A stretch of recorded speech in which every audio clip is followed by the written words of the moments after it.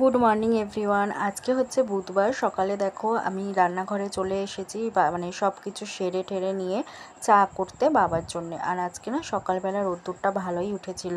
তো যাই হোক, চাটা দিয়ে এখানে এই সব জামা কাপড়গুলো কাচা ছিল, এগুলোকে সব ভাজ ভাজ করে আলাদা করে রাখলাম। আর এই প্যান্টটা হচ্ছে আমার বরের অফিসের প্যান্ট, বাবা ইস্ত্রি করবে সেই জন্য আর কি রেখেছে।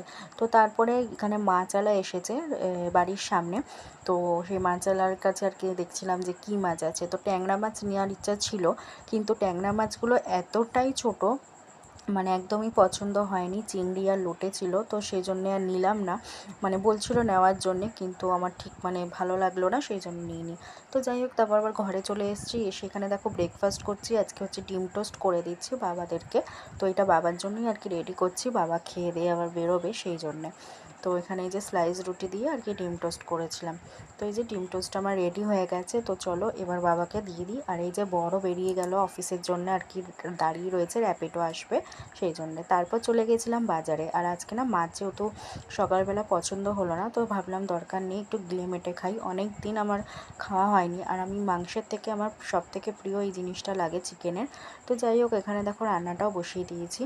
আর কি বলো তো, তেলের মধ্যে পেঁয়াজ টিয়াজ দেওয়ার পরে না একদম তেল টেল ছিটকে গ্যাসটা একদম একাকার হয়ে গেছে। তো সেই জন্য একটু মুছে টুছে নিলাম আর কি। তো এদিকেই যে রান্নাটা করে নিচ্ছি, কাকিমা এখনও আসেনি। তো সেই জন্যে ভাবলাম যে কাকিমা আসার আগেই রান্নাটা সেরে নিই।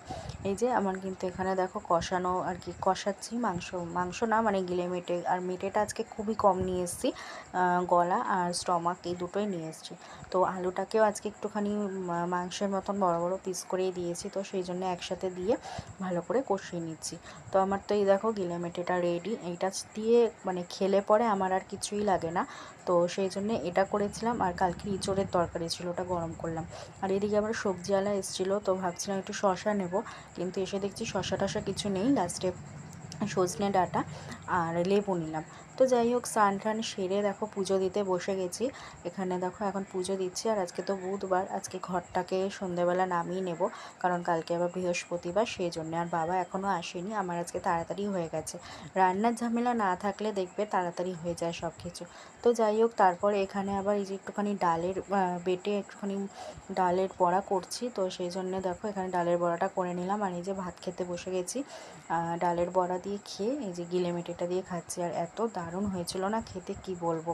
তোমরা যারা পছন্দ করো না তারা একবার ট্রাই করে দেখবে, হেভি লাগে। তারপর সন্ধেবেলা আবার তোমাদের সাথে শেয়ার করছি, দেখো আজকে একটু পাপড়ি চাট বানানোর ইচ্ছা আছে। তো ওই জন্য আর কি এখানে সব রেডি করে রেখেছি, আলু সিদ্ধ করে, টমেটো, তারপরে টক দই সব। আর এই যে আমার পাপড়ি চাটও রেডি সন্ধেবেলা টিফিনের জন্য। কেমন লাগলো অবশ্যই